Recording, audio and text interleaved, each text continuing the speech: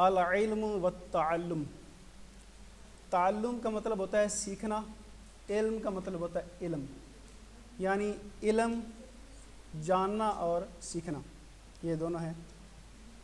آگے اس میں پہلا جو ہے وہ ہے الالتحاق بالجامعہ۔ التحاق کا مطلب ہوتا ہے ایڈمیشن لینا، بالجامعہ یونیورسٹی میں، یونیورسٹی میں داخلہ لینا یا یونیورسٹی میں ایڈمیشن لینا۔ مبارک، زرتک امس فی البیت ولم اجد کا، میں نے کل آپ کے گھر میں چکر لگایا یا زیارت کی، ولم اجد کا، لیکن آپ مجھے نہیں ملے، یعنی میں کل آپ کے گھر گیا تھا لیکن آپ مجھے نہیں ملے۔ سالم، ذہبت مع ابنی طارق الی الجامعہ، میں اپنے بیٹے طارق کے ساتھ یونیورسٹی گیا تھا، لیقدم اوراقہ الی کلیۃ الہندسہ، تاکہ وہ اپنے ڈاکومنٹس انجینئرنگ کالج میں جمع کروائے، لیقدم تاکہ وہ پیش کرے یا جمع کروائے۔ اوراق کہتے ہیں ڈاکومنٹس کو، کاغذات کو، الی کلیۃ الہندسہ، کلیہ کہتے ہیں کالج کو، اور ہندسہ انجینئرنگ کالج۔ مبارک، سیقبل طارق فی کلیۃ الہندسہ، مبارک کہتا ہے کہ ان قریب طارق انجینئرنگ کالج میں آئے گا انشاءاللہ۔ فتقدیرہ ممتاز فی الثانویہ، اس کے نمبر فرسٹ ڈویژن میں ہے، فی الثانویہ میٹرک میں، یعنی میٹرک میں اس کے نمبر جو ہیں وہ اچھے ہیں۔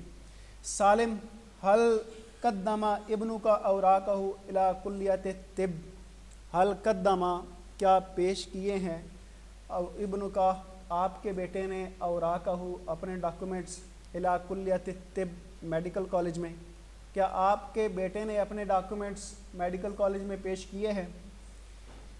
مبارک کہتا ہے لا یقدم اوراقہ الی کلیۃ الطب، اس نے اپنے ڈاکومنٹس میڈیکل کالج میں پیش نہیں کیے۔ انہ لا یرغب فی دراست الطب، اسے میڈیکل کی پڑھائی میں کوئی دلچسپی نہیں ہے۔ لا یرغب، کوئی رغبت نہیں ہے اسے، فی دراست الطب، میڈیکل پڑھنے میں، اسے میڈیکل پڑھنے میں کوئی دلچسپی نہیں ہے۔ سالم، لا یرغب فی دراست الطب، اسے میڈیکل کی پڑھائی میں کوئی دلچسپی نہیں ہے۔ لقد حصل علی تقدیر ممتاز فی العلوم الطبیہ، اس نے تو طبی علوم میں فرسٹ ڈویژن حاصل کی ہے۔ مبارک، ھذا صحیح، یہ بات تو صحیح ہے، ولکنہ یرغب فی الالتحاق بقسم اللغۃ العربیہ، لیکن اس کی رغبت شعبہ عربی میں داخلہ لینے کی ہے۔ ھذا صحیح، یہ بات درست ہے، ولکنہ، لیکن وہ یرغب، رغبت رکھتا ہے، فی الالتحاق، ایڈمیشن لینے کے بارے میں، بقسم اللغۃ العربیہ، شعبہ عربی میں۔ احمد یحب دراست اللغۃ العربیہ، احمد عربی زبان کو پڑھنا پسند کرتا ہے۔ سالم، لا عجب فی ذالک، اس میں تو کوئی تعجب کی بات نہیں ہے۔ فالعربیۃ لغۃ القرآن الحکیم، عربی یا قرآن کریم کی زبان ہے۔ ولیکن هل سیقبل فی قسم اللغۃ العربیہ، لیکن کیا وہ آگے بھی عربی زبان میں جائے گا؟ مبارک، قابلت عمید کلیۃ الآداب، میں کلیۃ الآداب یعنی جو لٹریچر فیکلٹی ہے اس کے عمید کا مطلب ہوتا ہے ڈین، اس طرح کالج میں ہوتا ہے نا ہر ایک شعبے کا ہیڈ آف ڈپارٹمنٹ، اس طرح جو یونیورسٹی میں ہوتا ہے وہ فیکلٹی آف ڈین ہوتا ہے، تو یہ عمید کا مطلب ہوتا ہے ڈین۔ قابلت عمید کلیۃ الآداب، میں شعبہ آداب کے ڈین سے ملا ہوں۔ ودارسہ اوراقہ، اس نے اس کے ڈاکومنٹس پڑھے ہیں۔ ووافق علی قبولہ، اور اس نے اس کو داخلہ دینے پر موافقت کی ہے، یعنی حامی بری ہے کہ وہ اس کو داخلہ دے دیں گے۔ سالم، وفقہ اللہ فی دراست اللغۃ العربیہ، اللہ تعالیٰ اسے عربی زبان کی تعلیم کی توفیق دے۔ مبارک، شکرا لکا، آپ کا شکریہ، ووفق اللہ ابنک فی دراست الہندسہ ایضا، اور اللہ تعالیٰ آپ کے بیٹے کو انجینئرنگ پڑھنے کی توفیق عطا فرمائے۔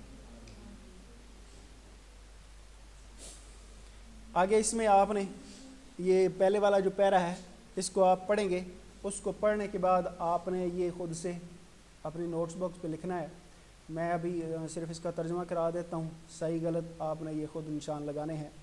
سیقدم الطارق اوراقہ الی کلیۃ الہندسہ، طارق اپنے ڈاکومنٹس انجینئرنگ کالج میں پیش کرے گا، صحیح ہے غلط ہے؟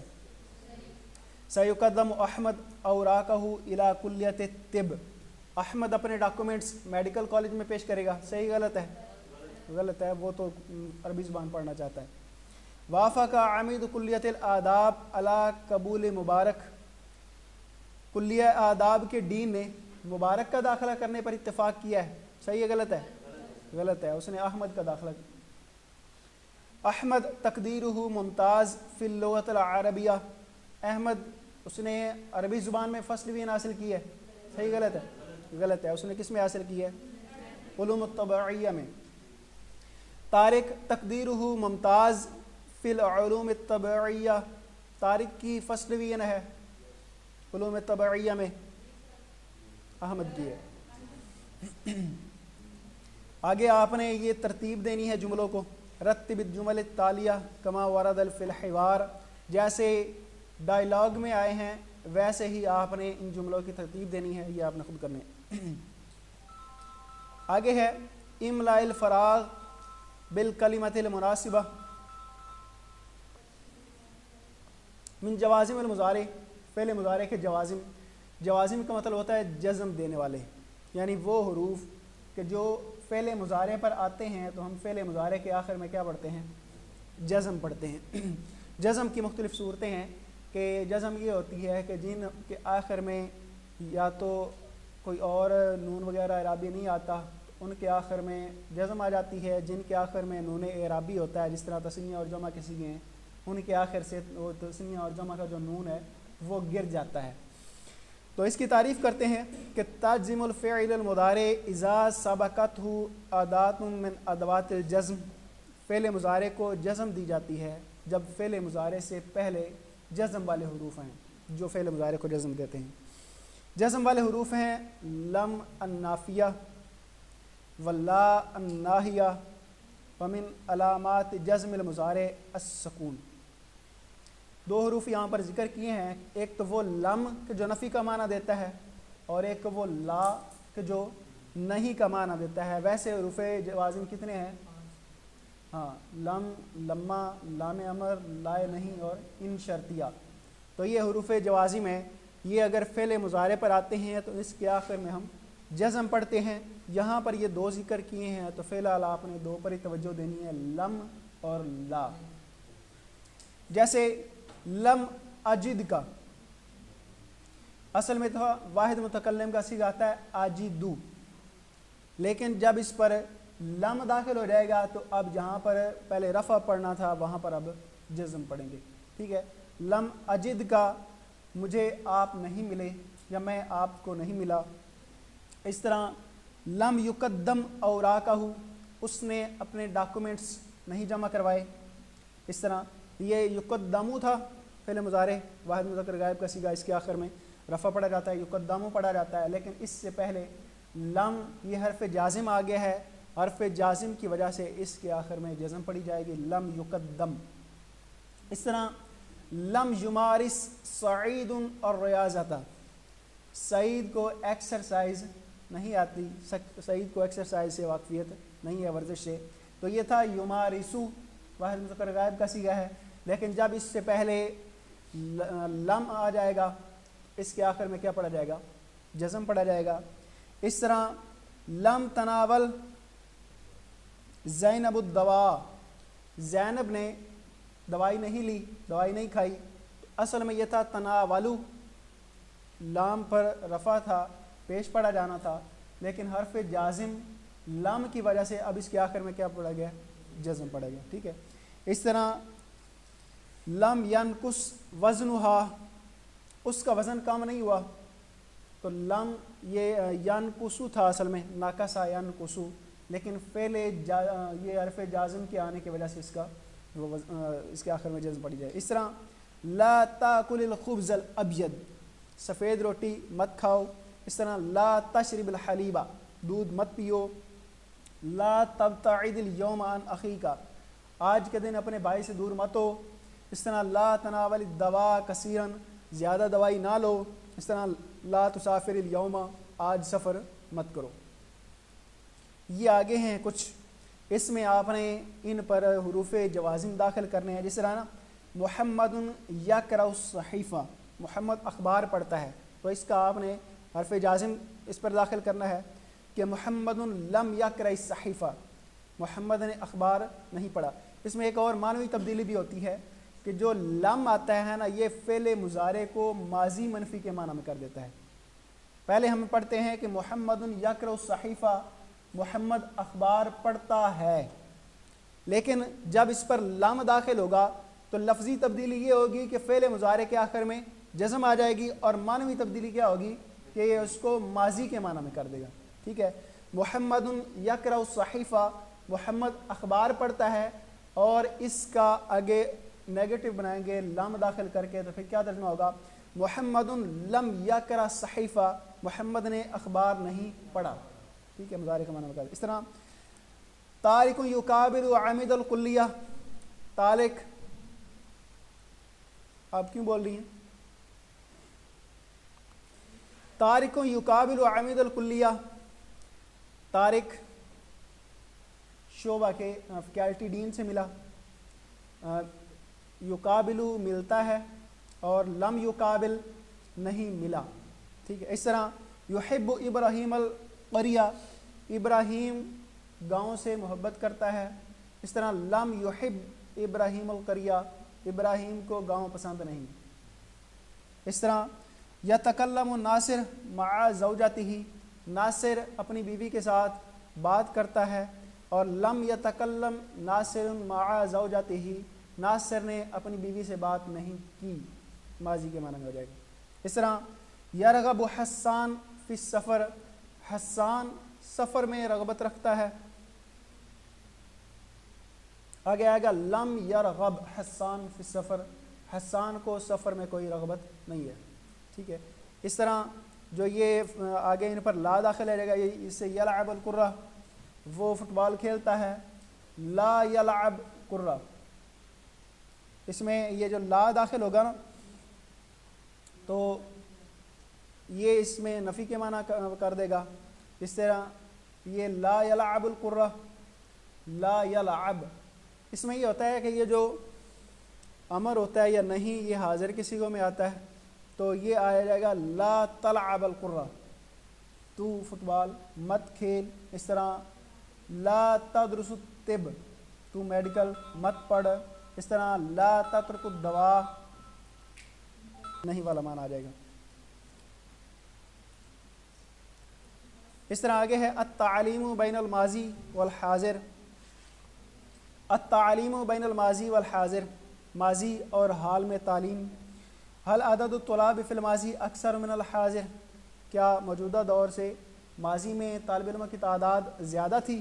لماذا، کیوں، وجہ بتانی ہے آپ نے، وہی لماذا کان الناس یتعلمون فی الماضی، ماضی میں لوگ زیادہ کیوں تعلیم حاصل کرتے تھے؟ لماذا یتعلم الناس اليوم، آج کے دور میں لوگ کیوں تعلیم حاصل کرتے ہیں؟ ما افضل تعلیم اليوم ام فی الماضی، آج کے دور میں تعلیم زیادہ افضل ہے یا ماضی کے دور میں؟ لماذا، کیوں۔ ہناک اختلافات کثیرہ بین التعلیم فی الماضی والتعلیم فی الحاضر، بہت سارے اختلافات ہیں ماضی اور اب کی تعلیم میں، یعنی فرق ہے۔ ومن تلک الاختلافات، اور ان اختلافات میں سے یہ ہے کہ انا فرض التعلیمی کانت قلیلۃ فی الماضی، کہ جو تعلیم کی ضروریات تھیں وہ ماضی میں کم تھیں۔ حیث کان یلتحق بالمدارس طلاب قلیلون، کہ ماضی میں اسکولوں میں بہت کم طالب علم داخلہ لیتے تھے۔ ہم فی الغالب ابناء الاغنیاء، عام طور پر وہ امیر لوگوں کے بچے ہوتے تھے، وسکان المدن، اور شہر کے رہائشی ہوتے تھے۔ اما الیوم، بہرحال آج کے دن، فقد اصبحت تعلیم حقا لکل مواطن، آج کے دن تعلیم ہر جگہ کے رہنے والے کا حق ہے۔ فکثر عدد الطلاب، اب طلباء کی تعداد کثیر ہو گئی ہے۔ وانتشرت المدارس فی کل مکان، اور ہر جگہ پر مدرسے یہ پھیل گئے ہیں۔ وشاع القول، اور یہ بات عام ہو گئی ہے کہ التعلیم کالماء والہوا، کہ تعلیم بھی ہوا اور پانی کی طرح ضروری ہے۔ کان طلاب العلم فی الماضی یسافرون من بلد الی بلد لطلب العلم، ماضی میں طالب علم ایک شہر سے دوسرے شہر کا سفر کرتے تھے طلب علم کے لیے۔ وکانوا یواجہون فی سفرہم کثیر من التعب، اور انہیں سفر میں کثیر تھکاوٹ کا سامنا کرنا پڑتا تھا۔ فکانوا یرکبون الجمال ایام و اشہر، اور وہ مہینوں یا پھر کئی دن تک اونٹوں کی سواری کرتے تھے۔ اما الیوم، بہرحال آج کے دن، فالمدارس والجامعات کثیرۃ فی کل مدینۃ و قریہ، تقریباً آج کے دور میں مدرسے اور یونیورسٹیاں یہ تقریباً ہر شہر اور گاؤں میں ہیں۔ حیث یذهب الطالب الی مدرسته او جامعته بالسیارہ، اور اس کے ساتھ ساتھ طالب علم اپنے مدرسے یا اسکول یا یونیورسٹی وہ گاڑی پر جاتا ہے، مطلب بس پر، اور سیرا علی الاقدام یا پیدل جاتا ہے۔ ومن ناحیۃ اخری، اور دوسری جہت سے، یستطیع الطالب ان یتعلم، طالب علم کو یہ سہولت ہے کہ وہ علم سیکھے، وہو فی بیتہ عن طریق شبکۃ الدولیہ، اور وہ ملکی انٹرنیٹ کے ذریعے گھر بیٹھے بیٹھے بھی علم حاصل کر سکتا ہے۔ من الاختلافات ایضا، اور یہ بھی فرق ہے کہ ان المعلم کان لا یطلب اجرا علی عملی فی الماضی، کہ ماضی میں استاد اپنے کام کا کوئی لا یطلب اجرا علی عملی فی الماضی، ماضی میں وہ اپنے کام کی اجرت طلب نہیں کرتا تھا۔ لأنہ کان یطلب الاجر من اللہ، کیونکہ وہ اللہ سے اجر کا مطالبہ کرتا تھا۔ وکان ہدف الطالب طلب العلم، اور طالب علم کا مقصد علم حاصل کرنا تھا۔ اما الیوم فقد اختلف الامر، بہرحال آج کے دور معاملہ مختلف ہے۔ فالمعلم یطلب کثیر من الاجر، استاد بہت زیادہ اجرت لیتا ہے۔ والطالب یفکر فی الشہادہ، اور طالب علم کا مقصد ڈگری لینا ہوتا ہے۔ قبل العلم لأنہا، یعنی وہ علم سے پہلے ڈگری چاہتا ہے کہ اس کے ہاتھ میں بس ڈگری آ جائے۔ لأنہا وسیلۃ الی عمل، کیونکہ ڈگری سے اسے جاب ملے گی، ملازمت ملے گی، کام کا وسیلہ ہے۔ چلیں۔